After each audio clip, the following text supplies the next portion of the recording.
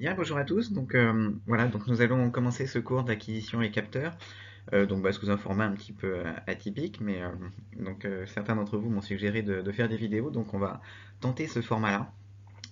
Après, n'hésitez pas à me faire des retours si vous voulez des compléments ou si vous avez des questions, donc n'hésitez pas à me les poser par mail en attendant peut-être de trouver une solution de chat qui serait peut-être bien pratique, mais c'est en attente. Enfin bref, on va pouvoir tenter pas mal de choses avec cette période-là. Alors normalement, donc ce cours était constitué de cours TD également, et puis de 3 TP. En ce qui concerne l'idée que j'ai en tête, c'est d'essayer d'avancer au maximum la plupart de tous les cours, donc sous cette forme-là, et puis sous cette forme à distance. Et puis essayer de préparer également donc les TP sur le papier, donc puisqu'il y aura des petites recherches sur les composants, sur des diagrammes d'état notamment à faire, de manière à ce qu'on puisse peut-être faire, dans le meilleur des cas, les TP ensemble, à Polytech, si jamais on a le temps de revenir avant la fin de l'année. Donc il y a 3 séances de TP qui sont prévues. Donc un premier TP autour d'une utilisation en fait d'un convertisseur analogique numérique et d'un convertisseur numérique analogique, le tout étant piloté par un FPGA. Donc d'ailleurs on verra si on fait ce TP que la fonction essentielle du CAN, elle n'est pas très compliquée à maîtriser, c'est surtout les interfaces qu'il faut arriver à maîtriser, et ça c'est global à tous les, on va dire, systèmes numériques que vous pourrez rencontrer. Éventuellement, si on a le temps et qu'on n'a pas fini, et qu'on a fini, pardon, donc au bout de 2 séances, le premier TP, on fera un TP, on construira autour d'un TP un convertisseur analogique numérique de type SAR, donc on verra pendant le cours de quoi il s'agit, avec un FPGA. C'est assez pédagogique et normalement ça vous permet de comprendre comment fonctionnent les convertisseurs analogiques numériques de type SAR. En termes d'évaluation, je ne peux pas tellement vous dire comment on va fonctionner pour le moment, puisqu'on est un petit peu dans le flou. Par contre, comme je vous le disais, dans tous les cours qu'on va essayer de faire, je vais essayer de faire des Socratives. Dans un premier temps, les Socratives vont être là pour essayer de voir qu'est-ce que vous avez retenu, où vous en êtes, et puis vous-même pour savoir ce qu'on peut attendre de vous. Après, on va voir un peu comment ça va évoluer. Alors ce cours il est en interaction avec 3 autres cours, 2 cours qui sont finis, composants et fonctions de l'électronique, donc parce que on va utiliser pas mal d'idées, de notions liées au quadripôle ou liées directement au filtrage par exemple. Et puis un autre cours qui est en cours, c'est outils mathématiques pour le traitement du signal ou outils pour le traitement du signal, OTS, que vous êtes en train de faire. Vous aviez bien avancé d'ailleurs. En fait, le début du cours d'acquisition et capteur et de MTS va être un peu le même, sauf que le cours de OTS aura une vision beaucoup plus mathématique, donc au niveau des transformés de Fourier, des Dirac et de l'échantillonnage, alors que nous, on va très vite aller vers une vision beaucoup plus appliquée. L'un des objectifs, ça va être de comprendre comment on fait en pratique.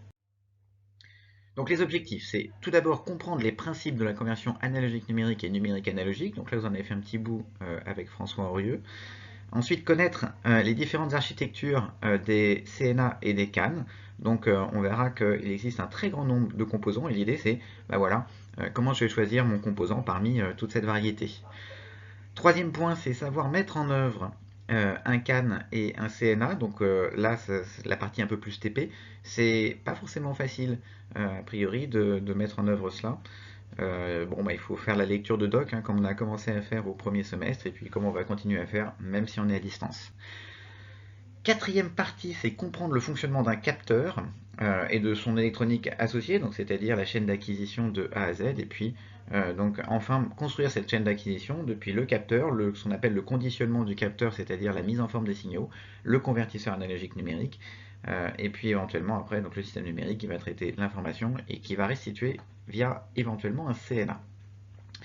En termes de chaîne d'acquisition, qu'est-ce que l'on rencontre? On rencontre au niveau de la conversion analogique numérique et numérique analogique des grandeurs d'entrée et de sortie qui sont des tensions. Donc le conditionnement du capteur dont on vient de parler aura pour objectif de présenter au convertisseur analogique une tension exploitable, mais bien une tension. Cette partie conversion analogique numérique et numérique analogique, c'est ce que je vais appeler les interfaces analogiques numériques. Ça fait appel à de l'électronique analogique, mais ça fait aussi appel à du numérique. Donc on appelle ça des fois également de l'électronique mixte, dans la mesure où on est un petit peu entre les deux, électronique analogique et électronique numérique. Ensuite, vous aurez bien sûr un cœur de système numérique, donc microprocesseur, microcontrôleur, ASIC ou FPGA. Ça, ce sera avec les bus de liaison correspondants, plus de vues en cours en ET4 d'informatique industrielle et puis de traitement du signal ou d'électronique échantillonnée que vous aurez l'an prochain. Bon, par souci d'acquisition, pardon, euh, avant d'aller au dernier transparent, donc concernant la biblio, euh, le plan d'étude, il va suivre en fait les objectifs que l'on vient de voir. Tout d'abord, les principes théoriques qu'on va rappeler. Donc sur l'échantillonnage, ça ne devrait pas poser de problème, on en a déjà parlé un petit peu en TD. La quantification. Donc ça va être quelque chose d'un petit peu nouveau qui pose normalement pas trop de difficultés sur le principe théorique en tout cas. Et puis la restitution du signal via un CNA. Ensuite, le deuxième chapitre va concerner des réalisations pratiques. Et donc c'est là où on va vraiment regarder comment on peut construire un CAN, donc comment on va réaliser le filtre anti-repliement, l'échantillonneur, le bloqueur, la quantification, et puis comment on réalise aussi un CNA, donc convertisseur numérique analogique. Troisième chapitre, une petite mise en œuvre des CAN-CNA, donc on va retrouver les notions vues dans les deux chapitres précédents en étudiant des docs. Et puis ensuite, on va avoir les capteurs et la chaîne d'acquisition globale. Ça suit vraiment les objectifs, hein, puisque tout ça, ça va un peu dans le bon ordre. Enfin, donc, un petit peu de biblio. Alors, pour moi, l'essentiel, c'est de vous sensibiliser aux techniques de l'ingénieur, qui sont des revues en ligne auxquelles vous avez accès via la bibliothèque en ligne de l'université. Et puis, il y a vraiment des articles super bien faits sur la conversion analogique numérique et dans le domaine de l'électronique en général. Bon, le reste, je pense pas que vous allez trop regarder là-dedans vis-à-vis de ces thématiques-là. Bon, il faut savoir que les CAN et les CNA, hein, tout ce qui est abordé là-dessus, c'est assez fréquent, hein, on en retrouve un peu partout sur le net, donc vous n'aurez pas de mal à trouver des cours aussi bien faits là-dessus. Attention juste à une chose, il y a des fois certains CAN et CNA ne sont pas trop expliqués c'est plus le résultat, et donc là on va essayer de décortiquer un peu le fonctionnement interne, c'est peut-être un peu l'intérêt de ce cours.